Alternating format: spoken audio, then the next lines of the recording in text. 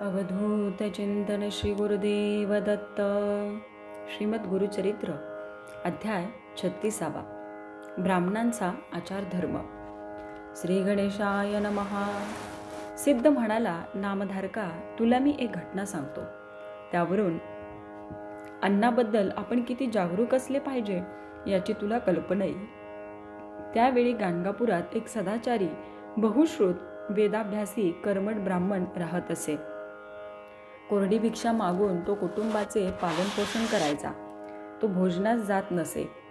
त्याची पत्नी फार रागीट व लोभी होती. गाणगापुरात श्रीगुरूंच्या वास्तव्यामुळे दर दिवशी समाराधना असे. तेथे धनिकांनी दिलेल्या पक्वान्नांच्या मेजवानीचे ब्राह्मणजन तोंड भरून कौतुक करायचे. ते ऐकून ब्राह्मणी दुःखी होई. आपला नवरा परान्न घेत नाही म्हणून आपल्यालाही सुग्रास अन्न खायला मिळत नाही, म्हणून ती आपल्या पतीची सतत निंदा करायची. एकदा एक श्रीमंत ब्राह्मणाने पितृश्राद्धानिमित्त गाणगापुरातील अनेक ब्राह्मण दाम्पत्यांना भोजनाचे निमंत्रण दिले. तो द्रव्य दक्षिणाही आणि वस्त्रे देणार होता. ब्राह्मणीने तेथील मिष्टान्न भोजन खाण्याची इच्छा व्यक्त केली. तुम्हाला जायचे नसेल, मला तरी जाऊ द्या, असा हट्ट आपल्या नवऱ्याकडे धरला. त्याने नाईलाजाने परवानगी दिली. ती भोजनासाठी गेली. तेव्हा धनिक ब्राह्मण म्हणाला, बाई, तुम्ही एकटे येऊ नका, पतीला बरोबर घेऊन या. ब्राह्मणी तेव्हा मनोमन चरफडली. पतीमुळे आपली कुचंबणा होते असा विचार करून ती श्रीगुरूंच्या आश्रमात गेली. आपली व्यथा त्यांना सांगितली. श्रीगुरू हसले. त्यांनी तिच्या पतीला बोलावून घेतले आणि त्याला पत्नीसमवेत भोजनात जाण्याची आज्ञा केली. मग ते दाम्पत्य जेवणावळीत गेले. आनंदाने ब्राह्मणी मिष्ठान्नावर ताव मारू लागले. तेवढ्यात तिला एक विलक्षण दृश्य दिसले. कुत्रे व डुकरेही सूक्ष्म देहाने पात्रात तोंड घालून ते अन्न खात आहेत हे पाहून तिला किळस वाटली. अन्न टाकून ती उठली. पतीही उठला. ती दोघे मग गुरूंपाशी आली. ब्राह्मणीने त्यांना जे पाहिले ते सांगितले. श्री गुरु तिला म्हणाले, बाई, परान्न घेत नाही म्हणून तू आपल्या पतीला सतत दोष द्यायचीस. किती चुकीचे होते हे तुझ्या लक्षात आले असेलच. ब्राह्मणीला पश्चाताप वाटत होता. पत्नीच्या हट्टामुळे व्रतभंग झाला म्हणून ब्राह्मण तिच्यावर संतापला होता. त्याचीही समजूत श्री गुरूंनी काढली. ते म्हणाले, बाबा रे, पत्नीच्या इच्छेने तू तिथे गेला होतास म्हणून तुला दोष लागत नाही. झाले ते चांगले झाले. आता तुझी पत्नी परान्नाचे नावही काढणार नाही. परान्न न घेण्याचा तुझा संकल्प स्तुत्य आहे, परंतु पितृकार्य, देवकार्य अशा वेळी भोजनासाठी ब्राह्मण मिळत नाही.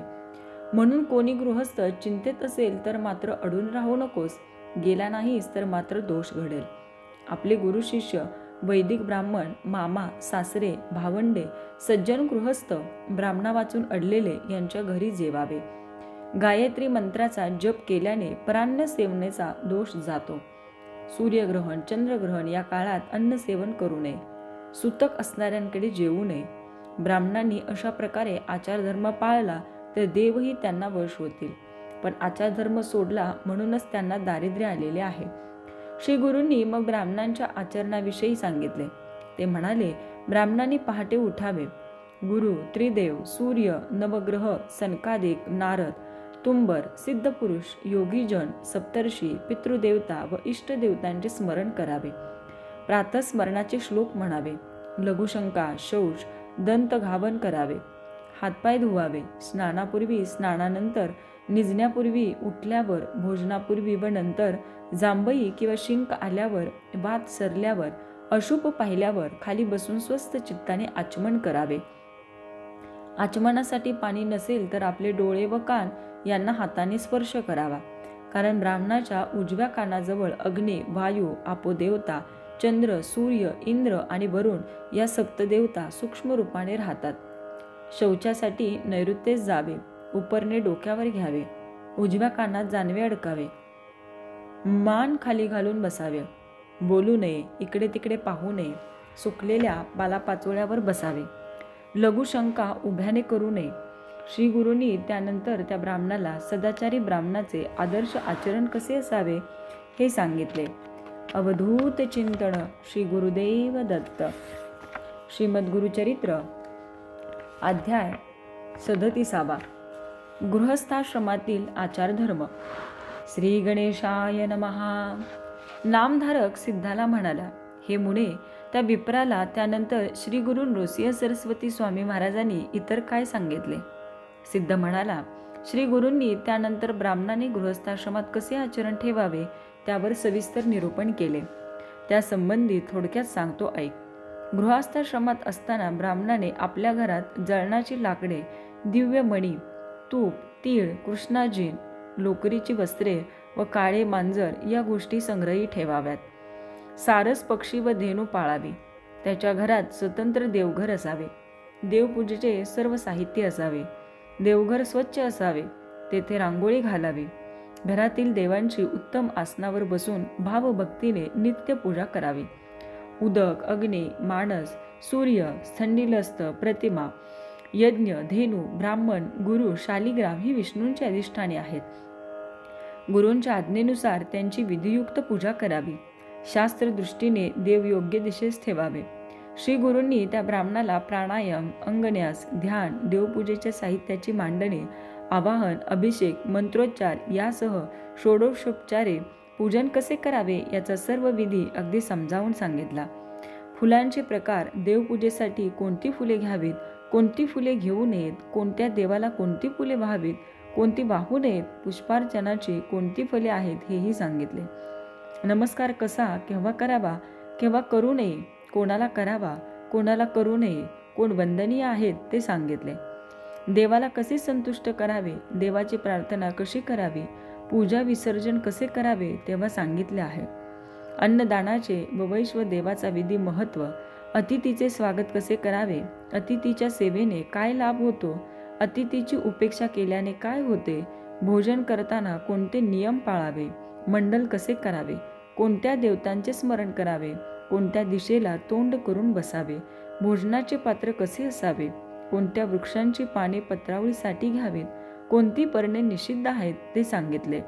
नंतर अपोषण, चित्राहुती, प्राणाहुती, मौन याविषयी सांगून कसे जेवावे, किती वेळात जेवावे, जेवताना किती घास घ्यावेत, घास केवढा असावा, कोणाच्या संगतीत जेवावे, जेवताना कसे बसावे, कसे बसू नये, कोठे जेवू नये, जानवे कसे ठेवावे, अन्न उष्टे कधी होते, जेवताना दीप का प्रदीप्त असावा, स्त्रीसाठी अन्न अवशिष्ट न ठेवल्यास कसा दोष लागतो याचे यथार्थ विवेचन केले.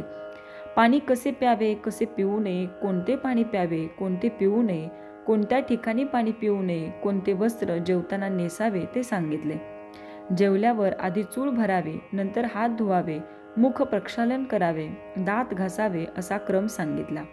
काय खावे, काय खाऊ नये, तिथी वारी, दिवसा रात्री कुठले अन्नपदार्थ निषिद्ध असतात, कोणते दूध वर्ज्य असते, कोणते पाणी पर्जन्यकाळी धोक्याचे असते, कोणते अन्न शिळे असते, कोणत्या स्पर्शाने अन्न अग्राह्य होते, कोणी तांबूल भक्षण करावा, कोणी करू नये, तांबूल तयार करताना पान कसे घ्यावे, तांबूल व सुपारी यांचे दोष गुणदोष काय आहेत, भोजनानंतर काय करावे, झोपण्याची खाट कशी असावी, कोणत्या लाकडाची ती असावी, ती विणण्याचे शुभ मुहूर्त व शुभवार कोणते, त्याची फले काय आहेत, कोठे कसे निजावे, कोठे निजू नये, शयन करताना रात्री कोणते स्तोत्रे म्हणावी, स्त्रीसंग केव्हा करावा, केव्हा करू नये, कोणती काळजी स्त्रीसंग करताना घ्यावी, स्त्रीसंगाच्या वेळी पती आणि पत्नी यांच्या मानसिकतेचा काय परिणाम होतो इत्यादी सूक्ष्म विचारही सांगितला.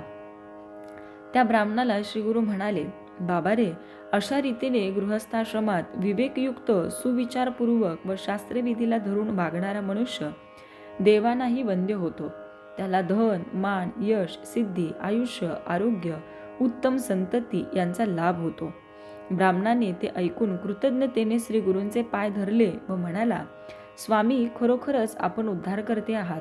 मला आपण ज्ञान दिले, अज्ञान दूर केले, मी धन्य झालो. यापुढेही अशीच कृपादृष्टी ठेवा. तो त्याचा मनोभाव जाणून श्री गुरु अति प्रसन्न झाले. त्यांनी त्याला आशीर्वाद दिला, विप्रा, तुला आता भिक्षा मागावी लागणार नाही. तुझे सर्व मनोरथ पूर्ण होतील. तू सुखात राहशील. तुझी मुले बाळे आनंदात राहतील. सिद्ध म्हणाला, नामधारका, श्री गुरुचरित्र हा ग्रंथ एवढा प्रभावी आहे की त्याच्या श्रवण पठणाने अज्ञानाचे निरसन होते. मनुष्य ज्ञानी होतो. त्याला हवे ते प्राप्त होते. त्याचे कल्याण होते. अवधूत चिंतन श्री गुरुदेव दत्त. श्री गुरुचरित्र अध्याय 38. भास्कराची समाराधना. श्री गणेशाय नमः. सिद्ध म्हणाला, नामधारका श्री गुरु नृसिंह सरस्वतींना भक्तगण द्रव्य अर्पण करीत असत, पण श्री गुरु त्याचा स्वीकार न करता त्या भक्तांना अन्नदान करावयास सांगत असत. त्यामुळे गाणगापुरात नित्य समाराधना चालत. एकदा काश्यप गोत्र असलेला भास्कर नावाचा गरीब ब्राह्मण श्री गुरूंच्या दर्शनासाठी आला होता. श्री गुरूंना आपण स्वहस्ते अन्न रांधून भिक्षा घालावी असा त्याचा संकल्प होता. 3 माणसांना पुरेल इतका शिधा त्याने आणला होता, परंतु नित्य चालणाऱ्या समाराधनांमुळे त्याला श्री गुरूंना जेवू घालण्याची संधीच मिळाली नाही. तो 3 महिने इतरांनी दिलेल्या भोजनाचाच लाभ घेत होता. काही लोकांना ही गोष्ट समजली. ते कुत्सितपणे हसून म्हणाले, हा ब्राह्मण श्री गुरूंना भोजन देण्याचे निमित्त सांगून रोज आपली सोय पाहतो आहे. याला कशी लाज वाटत नाही. सामग्रीही तुटपुंजी आणली आहे. त्यात श्री गुरु, त्यांचे शिष्य व त्यांचे भक्त कसे जेवणार. त्यानंतर सर्वच लोक त्याची उघड चेष्टा करू लागले. तो गरीब बिचारा कोणाला काय बोलणार. तो लोकांची बोलणी सहन करीत असे. श्री गुरु एके दिवशी भास्कराला म्हणाले, स्वयंपाक तयार कर, मी आज तुझ्याकडची भिक्षा घेणार आहे. ते ऐकून आनंदित झालेल्या भास्कराने बाजारातून तूप, भाज्या इत्यादी वस्तू आणून सोवळ्याने स्वयंपाक केला. ब्राह्मणांना ही गोष्ट कळताच आज मठात समाराधना होणार नाही हे लक्षात घेऊन ते सर्व घरी जाण्यास निघाले. तेव्हा श्री गुरु म्हणाले, आज येथेच जेवायचे आहे, तुम्ही सर्वांनी स्नान करून या. म्हणून सर्व मंडळी स्नानासाठी गेली. श्री गुरूंनी काही वेळाने भास्कराला त्या ब्राह्मणांना बोलावून आणण्यास सांगितले. नदीवर जाऊन भास्कराने विप्रांना श्री गुरूंचा निरोप सांगितला. ते म्हणाले, मठातील सामग्रीने एवढ्या लोकांचा स्वयंपाक व्हायला संध्याकाळ होईल. लवकर येऊन तेथे आम्ही काय करणार. तू स्वयंपाक करून श्री गुरूंना जेवू घाल. भास्कराने मठात येऊन श्री गुरूंना ब्राह्मणांचा विचार सांगितला. श्री गुरु त्याला म्हणाले, त्या सर्वांना मी पंक्तीला घेऊनच जेवणार आहे. आम्हा सर्वांना तू वाढायचे आहे. ते ऐकून भास्कर विचारात पडला. 2-3 माणसांना पुरेल एवढ्या स्वयंपाकामध्ये एवढा ब्रह्मसमाज कसा जेवणार याची त्याला काळजी वाटत होती. पण आपले सत्व श्री गुरु राखतील अशी त्याची दृढ श्रद्धा होती. श्री गुरूंनी मग शिष्यांना पाठवून त्या सर्व ब्राह्मणांना मठात बोलावून घेतले. त्यांना 4000 पत्रावळी बनविण्यास सांगितल्या. भास्कराने श्री गुरूंच्या आज्ञेने सर्व ब्राह्मणांना सहकुटुंब जेवायला येण्याचे निमंत्रण दिले. तेव्हा ब्राह्मण म्हणाले, मठात आज मोठ्या स्वयंपाकाची तयारी दिसत नाही. तुझे अन्न एवढेसे, आमच्या पात्रात एक शीत वाढणार आहेस काय. भास्कर काहीच बोलला नाही. श्री गुरूंवर भार टाकून चूप राहिला. श्री गुरूंची भास्कराने भक्तिभावाने पूजा केली. मग त्यांच्या आज्ञेनुसार स्वयंपाकाची सर्व भांडी त्यांच्या समोर आणून ठेवली. श्री गुरूंनी त्याला स्वतःचे वस्त्र दिले आणि त्या वस्त्राने भांड्यावर आच्छादन घालण्यास सांगितले. भास्कराने त्याप्रमाणे करताच श्री गुरूंनी त्या भांड्यावर स्वहस्ते अभिमंत्रित जलाने प्रोक्षण केले. नंतर ते भास्कराला म्हणाले, पत्रावळी मांडलेल्या आहेत, वाढायला घे. हे वस्त्र काढून टाकू नकोस. ते किंचित बाजूला सरकवून त्या पात्रांतील अन्न दुसऱ्या पात्रांमध्ये काढून घे, नंतरच वाढ.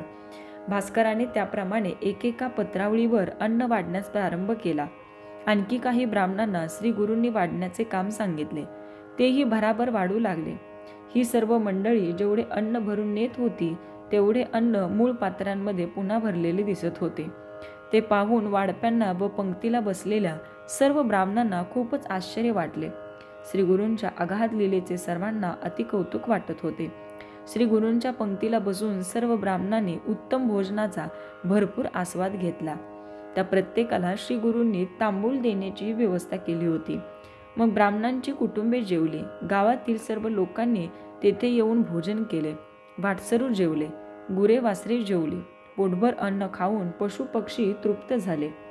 गाणगापुरात त्या दिवशी कोणीही उपाशी राहिला नाही. तरीही ती पात्रे तशीच भरलेली होती. श्री गुरूंनी वस्त्र काढून घेतले. पात्रातील अन्न जलचरांना घालण्यास सांगितले. भास्कराचा आनंद काय वर्णावा. श्री गुरूंना त्याने कृतज्ञतेने नमस्कार केला, त्यांची स्तुती केली. श्री गुरूंनी त्याला, तुझे दारिद्र्य दूर होईल, तुझे पुत्र पौत्र सुखी होतील असा शुभ आशीर्वाद दिला. श्री गुरूंची या घटनेमुळे सर्वत्र मोठी कीर्ती पसरली. अवधूत चिंतन श्री गुरुदेव दत्त.